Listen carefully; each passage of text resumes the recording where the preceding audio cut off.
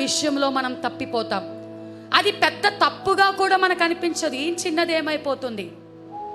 Suppose మనకు అర్థం అవ్వాలి అంటే, నువ్వు రోజుకి 5 అధ్యాయాలు బైబిల్ చదువుతున్నావు. దేవుడు నీకు ఆ మాట, మరి అమ్మ ప్రతిరోజు నువ్వు 5 అధ్యాయాలు బైబిల్ చదవను, దేవునితో నువ్వు ఒక మాట ఇచ్చావు, నీ మాట దేవుడు విన్నాడు, ఇద్దరి మధ్య అది ఒప్పందం. ఎవరెవరికి? నీకు దేవునికి మధ్య. అయితే ఎవరన్నా అమ్మ ఈరోజు పోర్షన్ చదివేసావా, ఈరోజు చదివావా అంటే చదివామండి అని చెప్తావు. నువ్వు చదివావు కాబట్టి 5 అధ్యాయాలు.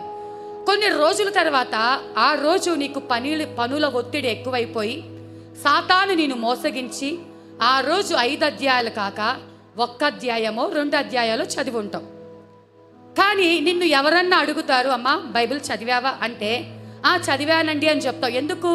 నీ మనసులో 1 అధ్యాయం అన్న చదివాగా, నేను 2 అధ్యాయాలన్నా చదివాగా, కాబట్టి ఏం కాదులే అని నీ మనసుకు తెలుసు. అయ్యో నేను కంప్లీట్గా దేవుడికి ఇచ్చిన మాట నెరవేర్చలేదే, నేను 5 అధ్యాయాలు చదవలేదే అన్నది నీ మనసుకు తెలుసు.